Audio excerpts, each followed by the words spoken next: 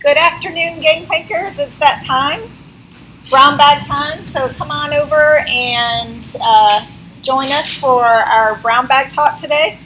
If you do have a phone call or conversation that needs to be had during this Brownbag session, if you could go in the back for that, that'd be awesome. And I'm going to introduce our speaker for the day and also let you know that we have a community meeting at 5 o'clock this afternoon. If you'd like to join us for that, we'd love to have you.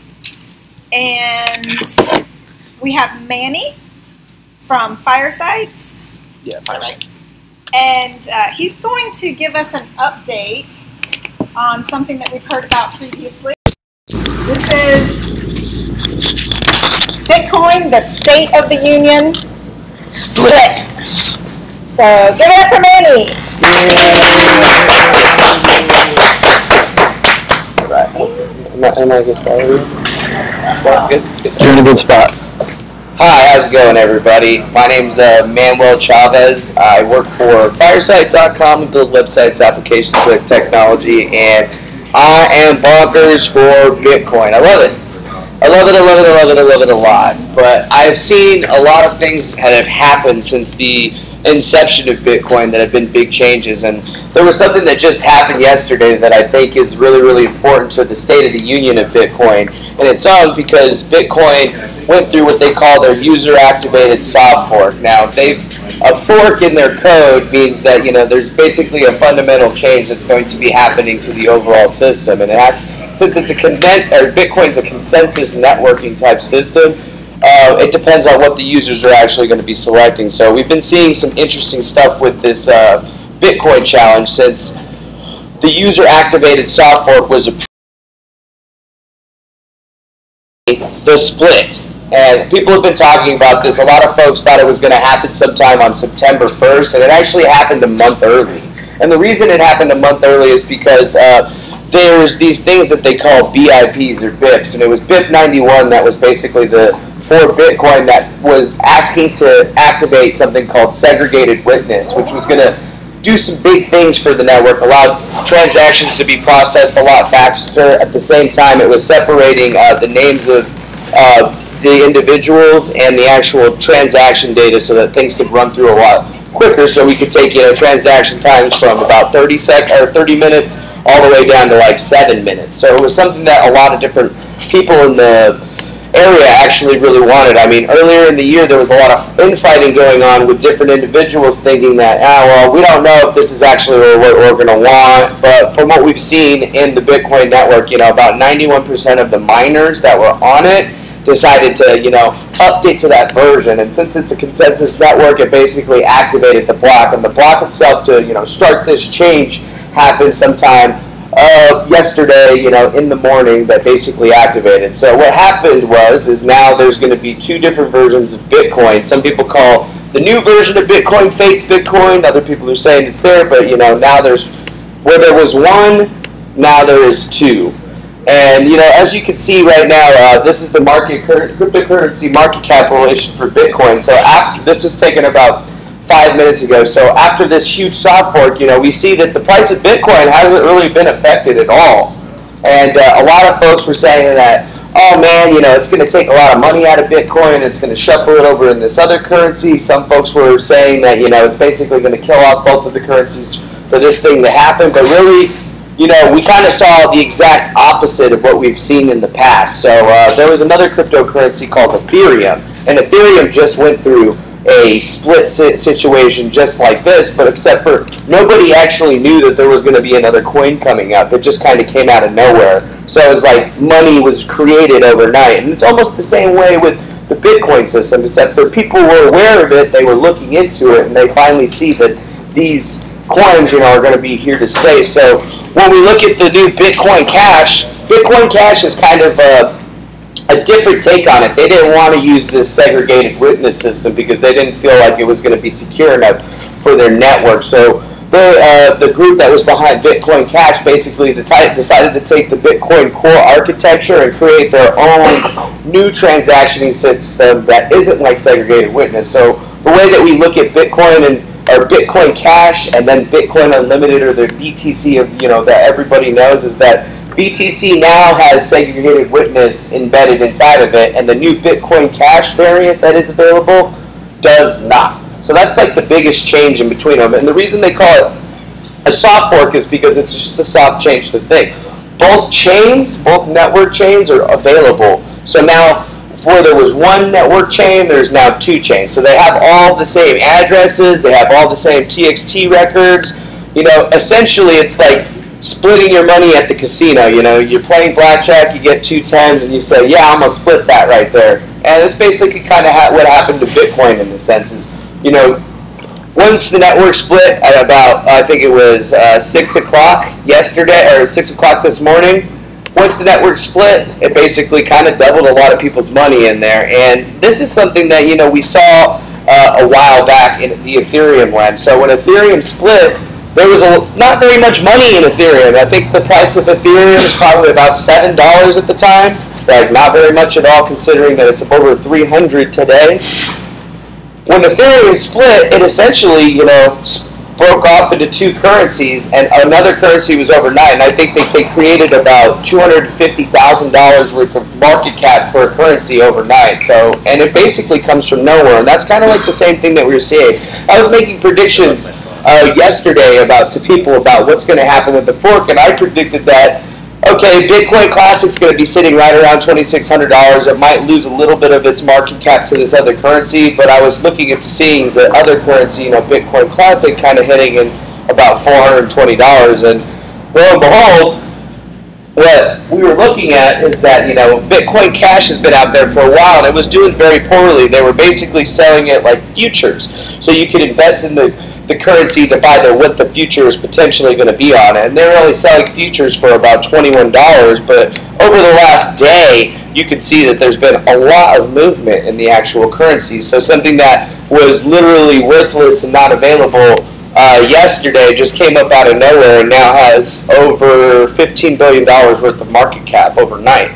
So it's interesting to see how digital currencies really started changing the face of like money out there, because, you know, most people are used to fiat currency. Most of us get paid in fiat currency, and, you know, we're always basing that currency off of, you know, petrol or gas, you know, like oil standards, and that, you know, like mainly what we see in these currencies, they're always based on some kind of commodity. And a lot of people argue about Bitcoin and other types of digital currencies, how they're not like commodities in the same sense, you know, there's nothing backing them.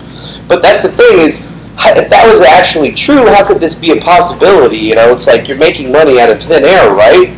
Well, not really. It's because each of these currencies take a lot of people, like everybody here in Gangplank. You know, every single person here has like a different job that they do for a different company that works for a gigantic cognitive machine. And when Bitcoin was first introduced to the world, it was meant to take those computer systems that you sit and work on every day, and it was meant to actually design a way for you to actually make money off of this otherwise piece of equipment that you don't use. You know, like most people use their laptop or their desktop or anything to do their work. But, you know, what if that piece of technology actually generated you money just for existing?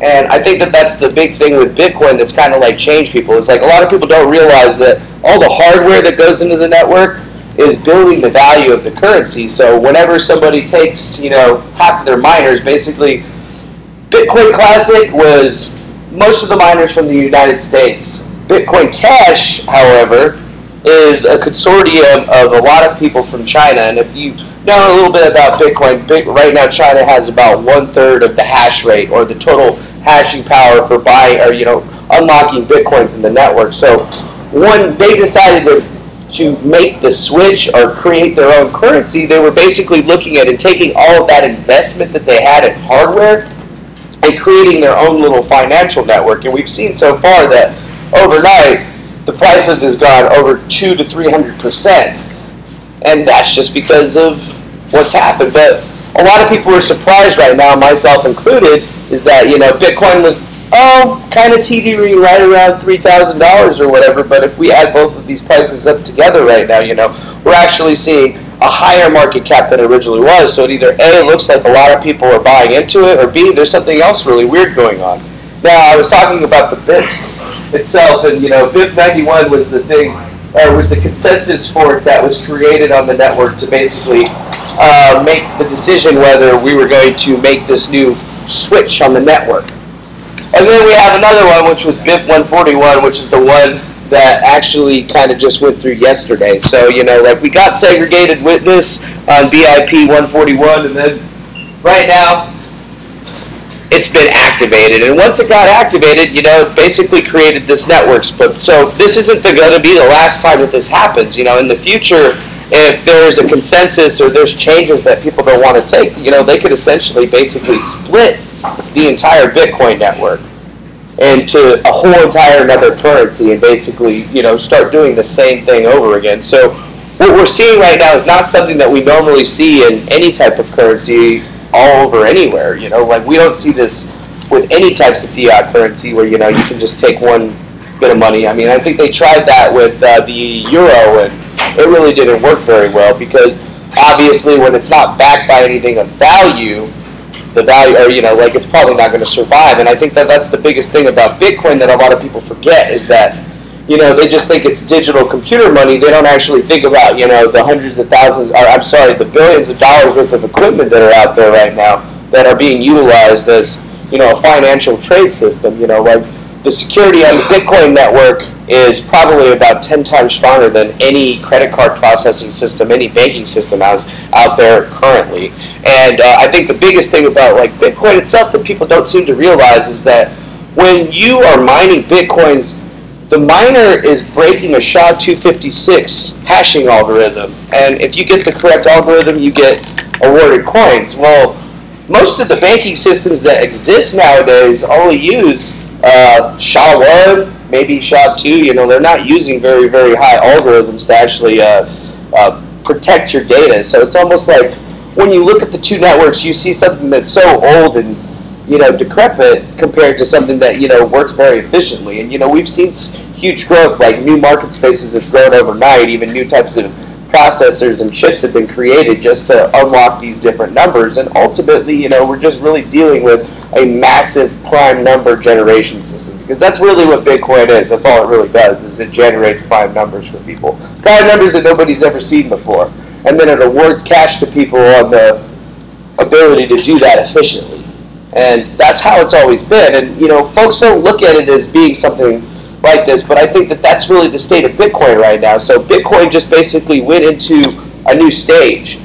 Now, the original version of Bitcoin is still going to be based on this prime number algorithm system, but the new version of Bitcoin basically, or the Bitcoin Cash, doesn't do this. It does something else. It's basically a monetized version. It's meant to be more like a fiat currency and not like an actual commodity. The reason that Bitcoin is viewed as a commodity is because of the mathematics behind it. Once the entire blockchain is solved, I mean, we're going to be able to push forward mathematics and physics, light years ahead of where we are right now, because these are things that we can't do in the present time. And, even the technologies that have been associated with Bitcoin networking, like creating smaller ASIC chips to do these algorithms, actually paved the way for systems like the IBM True North system, which is a neuromorphic processor that doesn't have a bus and can run on, almost no electricity, that basically operates like a brain. And they basically took the same type of ideas that people are applying to mining Bitcoin, creating ASICs in clusters, and basically now they're doing that in actual chips, and they're going to be able to change, the face of computing over the next 5 years in a very, very interesting way. And, it's kind of funny, like Bitcoin did that. But people don't associate it to Bitcoin because of, like maybe some misunderstanding inside of it. Because obviously, we know that we're all computer people and we work on these systems. Some of us hold Bitcoin, some of us don't. Some of us are still a little like, well, I don't know if I really need that. But, the investment proposition on it is really weird. Back in 2011, if you were to have invested $100 into Bitcoin, you would have over $380,000 right now in Bitcoin if you didn't sell it, if you just held that amount that you purchased, because of all the growth that we've seen in it. Yet, now we're coming into this new space where we see this Bitcoin system is starting to change again, split apart, create something new. And now, we've seen basically Bitcoin has over a $60 billion market cap, and overnight, Bitcoin Cash created another $15 billion.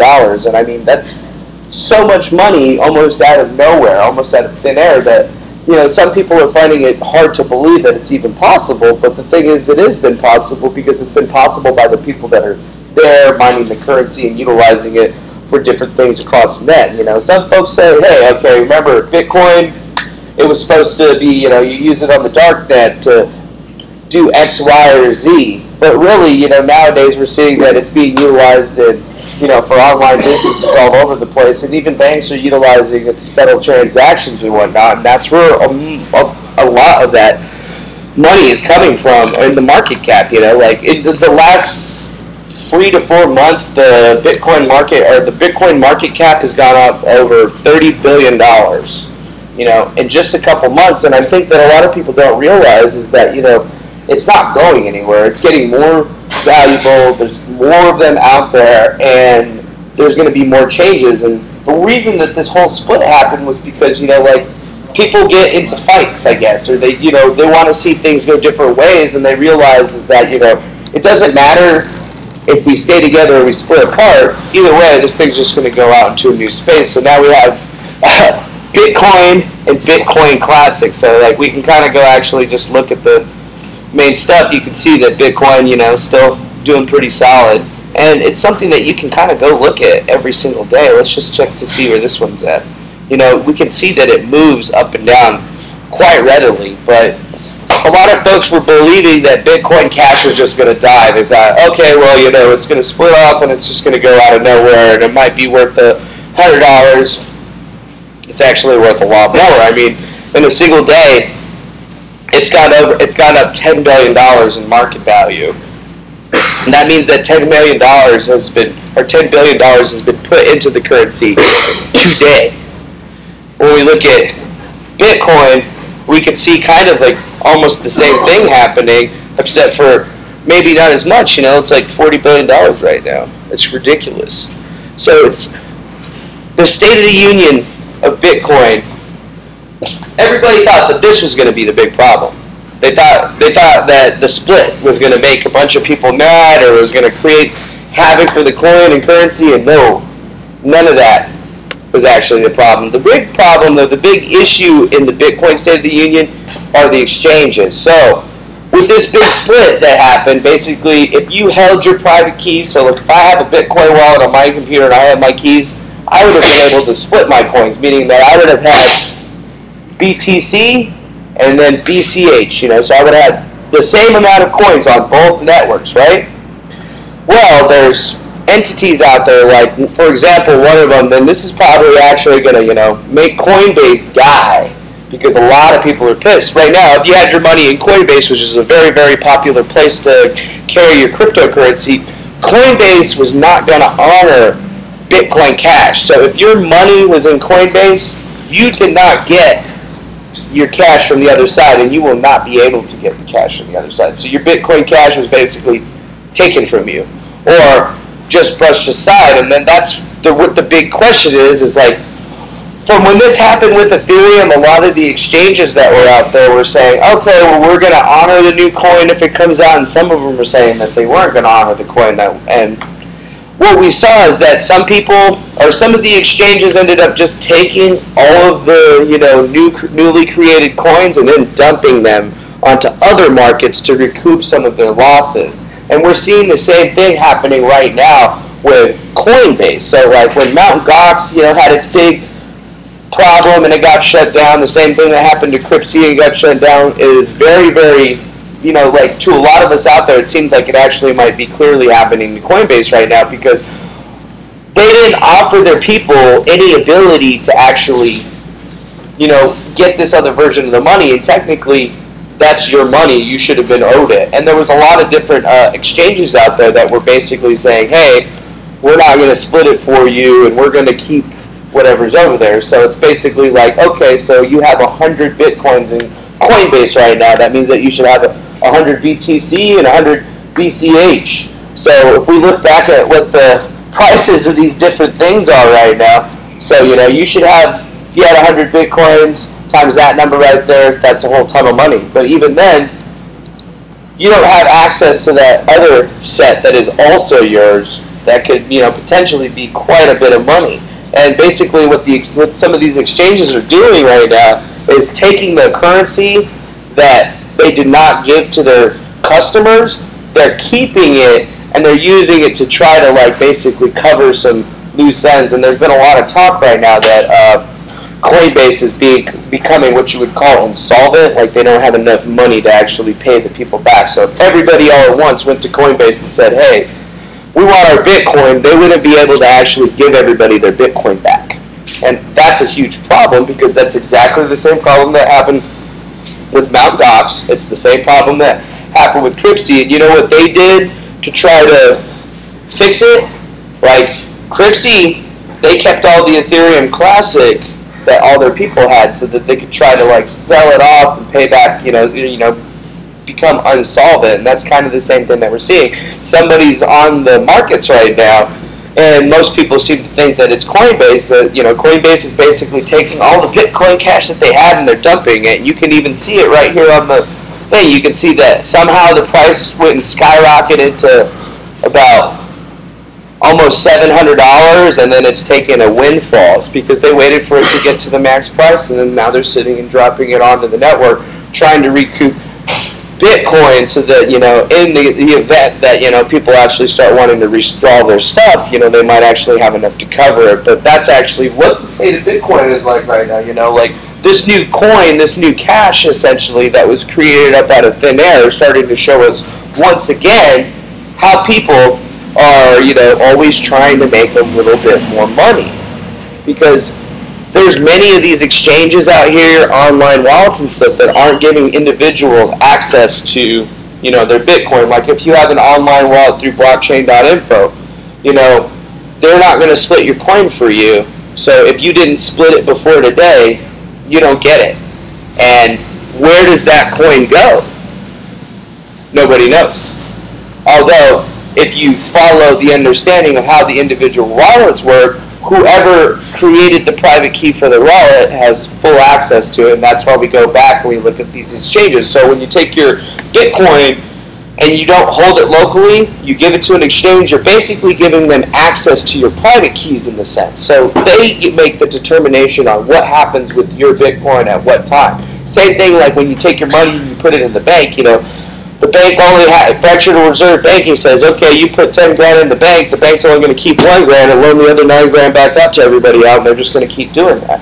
And that was one thing that Bitcoin was designed to stop people from doing, yet now people are starting to actually look at these splits in a way to almost create money out of nowhere to cover windfalls that are coming out, because a lot of the Chinese miners that seem to be associated with Bitcoin Cash also seem to be the same kinds of people that were associated to Cryptsy and to Mt. Gox, and we're kind of seeing this new era of individuals that are coming out and saying, hey, okay, well, let's push to try to make this change here, because if we can make this change and 4 or 5 months down the road, we can make a huge windfall from it. And the only reason Bitcoin Cash seemed to have even come up in the first place was because there was a lot of arguments about 4 months ago about Bitcoin splitting and how segregated witness was going to be good or how it was going to be bad. But then Litecoin goes and activates it on their network and everything is fine. So they're like, oh, okay, well, I guess it's okay. Everybody went and loved it up. So originally, a lot of these individuals were trying to go to a different version of Bitcoin. Like there was another one that they were going to split to. And once they realized that the users were okay with it, they realized that they were going to miss out on the ability to make a lot of this extra money. So they came up with another version of it. And that's why if you've ever looked up Bitcoin Cash, a lot of people are going to say it's fake Bitcoin. Because it was just created by a consortium of individuals that wanted to basically control it so they could utilize it for whatever they need, what they deem necessary. But right now we're seeing that a lot of these exchanges are basically keeping people's Bitcoin Cash and then basically using it for themselves. So it's like, all that, a lot of this market value that we see, that 10 billion that just came out of nowhere, that didn't go to the actual holders of the Bitcoin. It's going to the exchanges or companies like Coinbase, and they're using it for, well, who knows? They don't have to tell us what they use it for. because it's in their terms of service. They're just like, whatever we say goes, and then at the end of it, they gave you the option of withdrawing your funds at a previous time so that you could get your split off coins before, but a majority of them basically just said, hey, we're not going to support this, and we're not going to give that to you. But, as you can see, there was basically, $10 billion born overnight, and that $10 billion should have been distributed to the people that own those wallets, and it was not. So right now we see that there's a lot of up and down on the Bitcoin Cash ledger, and there's even this really, really interesting blue line that drops all the way down to the bottom right here. But what we're going to see, and what we are seeing now, is that, it's basically starting to crash already. So, what did they do with the currency? Did they just make up a new coin so that they could, recoup some debt? Or are we looking at something maybe a little more sinister? Because, this kind of thing has been seen before in the digital currency game with a lot of other, what they call altcoins. Like, Ethereum is considered an altcoin. Or, they have Nexus, Zcash. A lot of these different coins also follow the same consensus rules that Bitcoin follows, and they've even had their own splits themselves. And when we see these splits go down, we've been seeing kind of like the same thing happening. Like some of the exchanges that have been kind of known for having a little bit of money troubles had basically kept a lot of the cash that's been created overnight to try to basically recoup what they've lost because of, A, either bad business practices, or B, because, they haven't been really, upfront with their consumers. And, right now, I believe, in my opinion, I believe that, we're about to probably see another really big exchange in the digital currency, maybe one or two of them go down because of this. Because right now, people already are formulating together on a lawsuit against Coinbase for basically the losses that they took on this one, because they didn't even get the option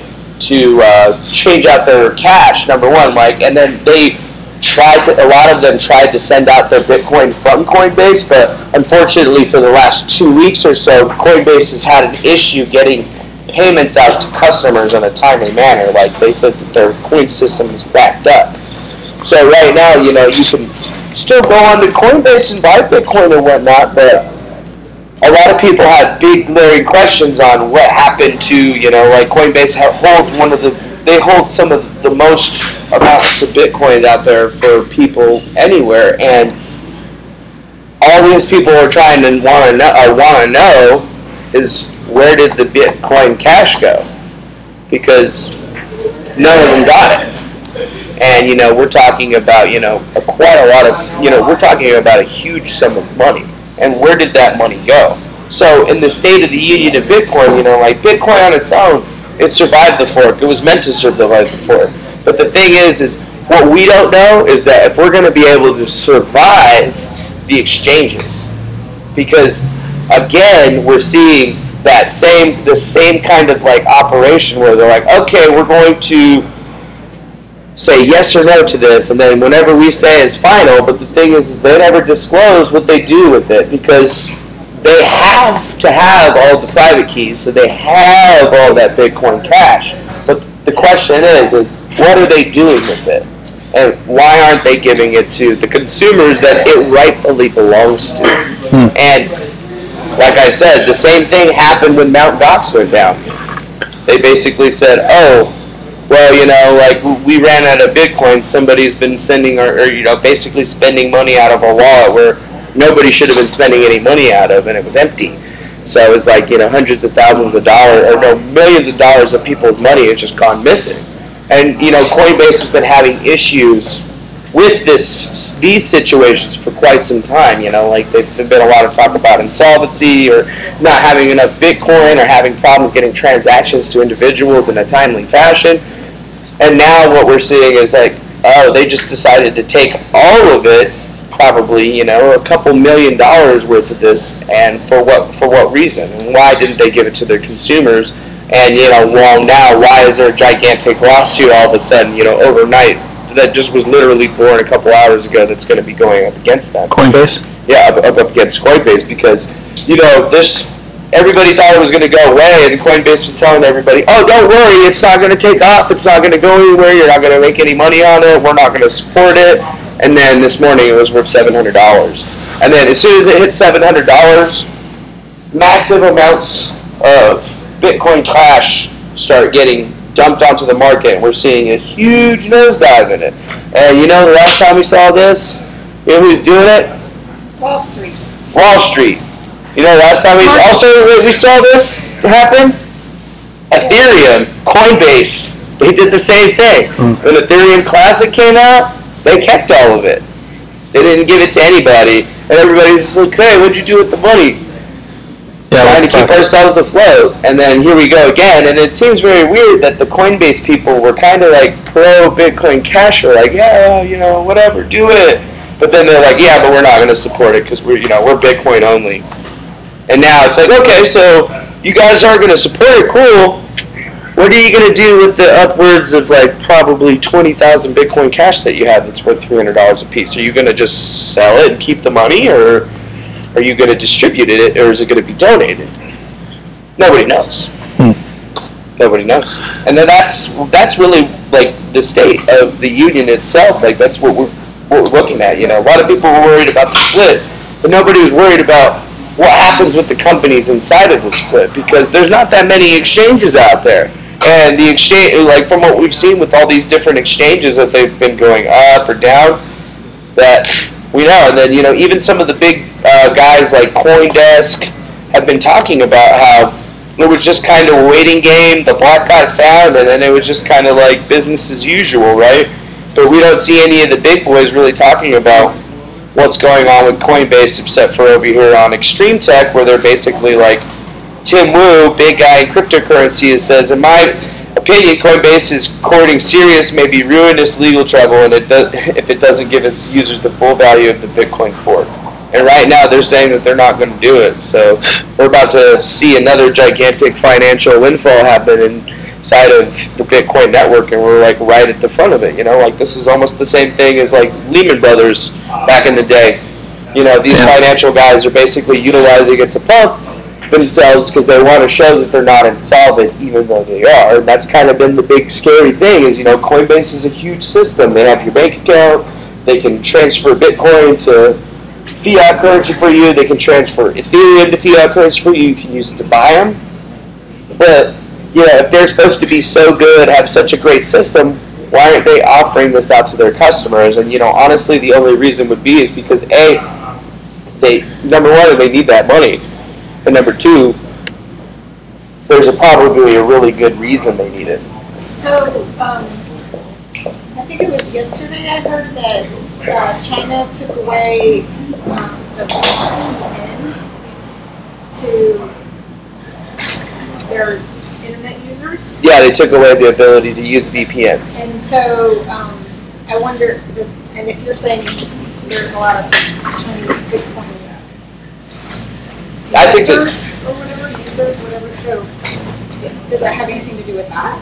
I mean, it could have something to do with that, I believe. The China miners seem to, they have their own segregated system that they have to work with. China's banned VPNs over there finally, and now they're actually starting to filter their VPN-style traffic. So if you even try to, log into it, you're just never going to get anywhere. You're just going to be, null-roaded to nowhere if you're even, using that type of traffic. So what we're seeing is that, China's been working on creating their own system, and this definitely looks like a move by China to kind of redouble and control the currency market in their system, because, the Chinese have, they have some of the biggest mining operations out there. They have a ton, way more hash rate than anybody else out there on the network itself, and I believe that the reasoning for them to do this was twofold. Number one, it's going to make mining their currency easier. So technically, right now, it's a lot easier to mine Bitcoin than it ever was, because before, when everybody was mining on the same chain, the hash rate was petabytes, tons. But right now, we just literally took a third of it and just cut it off, and that's now running the entire Bitcoin, our Bitcoin Cash network. So it's essentially a lot easier to mine it now, because if you remember how Bitcoin operates, it's all based on, you know, the amount of people that are mining it and the hash rate. So if the hash rate goes down, the difficulty goes down. So right now, these China miners are basically going to be mining a whole crap load of it. So it's like almost like somebody just gave them a boost, or, you know, a turbojet engine. So there's a lot of equipment out there that basically became useless when the hash rate got to be too high, meaning that it was more expensive to run that system and pay for electricity than you would actually get back from it. So now a lot of this old hardware that people were using on Bitcoin, just, you know, they could turn that stuff back on and actually have it start being profitable again. So that's kind of like, you know, why they did it, is because they have a bunch of equipment that they've created, a bunch of systems, and basically that weren't becoming profitable. So they created a consortium to say, hey, we run all this, this is going to be making it better for us because it's made for the equipment that we use, and then, you know, we can design equipment specifically for it. They're kind of like doing the same thing Ripple does, which Ripple, they mined all their currency in the beginning, and they get people to set up machines to do the transaction settlements for them that they didn't get paid for. And that's kind of how this China consortium wants to do it too. They figured, okay, we'll take the blockchain from where it's at right now, we'll move it into our own, and then basically it's going to be a lot easier for us to mine it, so we're technically going to be making a lot more money every single day. And we can already see the price of it's going up because of it. And we'll also see too, since the main Bitcoin network lost a bunch of hash rate, the difficulty of mining Bitcoin has gone down significantly, to the point where, you know, folks that used to mine on the little USB card, right, miners or whatever, are going to actually probably start being able to recoup their costs on electricity there. And at the same time, anybody with Bitmain or like ant miners from you know, last year, the year before last year, and previous, those machines are actually going to become viable again because of all that hash rate that just dropped off. I mean, a third of it, literally. So all of the Chinese just jumped off of Bitcoin. So it leaves people all around from other areas of the world that, you know, want to invest in or were thinking about investing in Bitcoin or like mining Bitcoin. It actually gives them a chance to actually make that proposition. So like, that's a good thing that's come out of this. But overall, you know, like, there's good and bad, you know, like right now it's easier to mine, it's going to be easier for people to get in, and the price is probably going to stay relatively stable for a while, but we're probably going to see another big crash, another big financial crash where a company, you know, basically goes down because of, you know, bad business practices or, you know, one poor decision. Well, technically in Coinbase it's going to be two, because they did it once with Ethereum, and now they're doing it with Bitcoin, and they're pissing a lot of people off because they got sued for the Ethereum thing too, and then they ended up having to put ETC on their books. But that's the thing here, is we don't see them doing that because they are already selling all the BTC. They're already selling all the cash. It's coming from their accounts. We have some questions from the chat. Go for it. Rocky Funkenmeister said, do you recommend Abra? Would I want to be an Abra user? Basically. Abra user? Yeah. It's a Bitcoin exchange. I don't know. I've never used that one. I mean, I like Kraken. I like CEXO. I mean, I don't really use Coinbase for anything other than transferring Bitcoin that I had in there. But I've never heard of Abra. And then he was asking about buying Bitcoin using an Amex card, if that is safer. It's not really safe buying it with any type of fiat currency card, really. I mean, it's just kind of like what you do with it. I mean, you could buy it with pretty much anything that you want. I mean, it just really depends on where you're exchanging it. If you're exchanging it on like Coinbase or an exchange, it's really up to the exchange on whether that's going to be. But I think the easiest thing, if somebody wants to get into buying it, the easiest thing to do is just get onto an exchange, connect your bank account, and buy it. Because then you won't have to worry about a credit card company.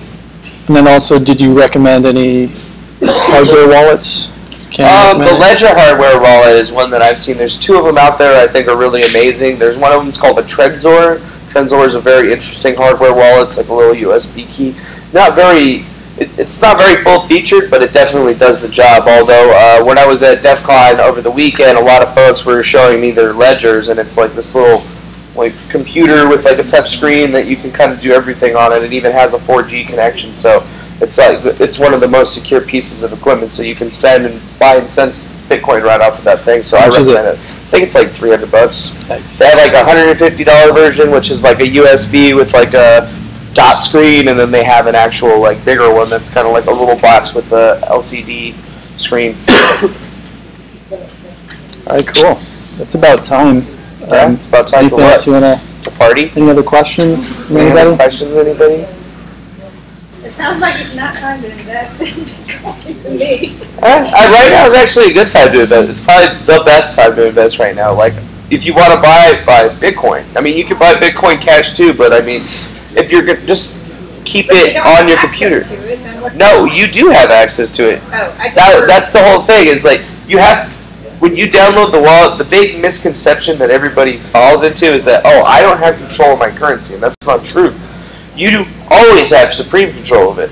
If you download the Bitcoin wallet and you put it on your computer, you have the 150 gigabyte blockchain, you're in full control of your Bitcoin, and that's your Bitcoin. People will go on to exchanges and leave it on the exchanges, or they'll leave it here, and they'll leave it with an outside party. As an investment, but the thing is like they'll hold it out there because they're like, oh, I'm too lazy to learn how to do this, and it's being lazy that ends up screwing people over, because then, you know, if you were a lazy person and you're like, all right, I'm gonna just get on Coinbase and I'm gonna buy 100 Bitcoins, say you have 100 Bitcoins on Coinbase or whatever, and you left them there and you did it. If you were so lazy that you didn't ever put them into your own possession, or you never put it into your wallet, then you basically just lost all your money because of you were being lazy, basically. So, like, it's never not a good time to invest into Bitcoin. Like, literally, look at the graphs. It just kind of goes, it just goes up. It's got a little down peaks, but it never, like, the overall line is just perfect. It's almost the craziest thing to see. Like, if you ever talk to financial analysts or guys that run the stock market or everything, they don't trust it because they just don't believe it because they've never seen anything that's stable. So, like, they just say, oh, well, there's no way. It's like, it's the most, they say it's unstable, but it's stable. Like, we don't ever see huge fluctuations. It went down to $300 at one point because somebody tried to hack it. Just don't give it to the investors. Yeah, but as soon as you start giving it to investors, as soon as you start giving it to the banking people, they're going to treat it like they treat money. And that's the whole point is Bitcoin makes you the bank. You get to decide what you do with your investment. If you have your computer at home, you download the wallet, you can keep all your stuff right there. And as your money grows, you're holding it, you have all the power, you're the only one that's there. And, it's not hard, it's not easy to steal somebody's Bitcoin wallet. I mean, it's just a little difficult. You need X, Y, and Z in order to do it. So it's like people will want the peace of mind. Okay, well, I got this big company like Coinbase or this huge exchange that's holding all my money for me. Well, it's the same way like as the bank. It's like you go take $50,000, you give it to the bank for your house loan. They're going to be like, thanks. They're going to secure it with 10%, and then they're going to go give it all back out to whoever else they want, because that's how their banking system works. It's a fractional reserve system. That type of thing cannot happen in Bitcoin, period. I mean, people try, but then it's immediately identified and shut down. Cool. Now I understand better stuff like that. Yeah, just don't be lazy. You want to send us off? Just do it myself. Just got to do it yourself. You got to be the Don't bank. trust my money with those investment people. Yeah, you got to be the bank. Be your own bank. Okay, let's give it up for Manny. Thank you so much for educating us on the split and the state of Bitcoin. So thank you all for joining us for Brownbag today. Please see myself or Chris, David, if you're interested in sharing with us something that you know about that you'd like for others, like to share with others for them to know, or just think it's interesting. We are looking for people inside of Gangplank to do that within our community, so let us know. And also, we have some events coming up. As I mentioned, community meeting, 5 o'clock today. Book club next Wednesday, 6 o'clock, after the community meeting. And we have a music event that Cameron's running on the 19th of August. That's a Saturday. We have a clean out on the 12th of August. So we got lots of things going on. Please get involved. And also we have 2 Gangplank health events. One of them is posted on the Gangplank Chandler group. Ice block derby, downhill derby at Food Park, Nice. 10 o'clock on the 19th. So before we do music with Cameron that afternoon, we can come cool off with the ice block and slide down the hill. Also, is Couch to 5K if anybody's interested in doing that. That will be posted soon on the Gangplank Chandler page, group page and Chandler page if you're interested. And the final event for that race day is October 7th for Phoenix Children's Hospital. So, anybody else have any announcements? Nope. Okay, thank you very much. All right, thank you. Bye.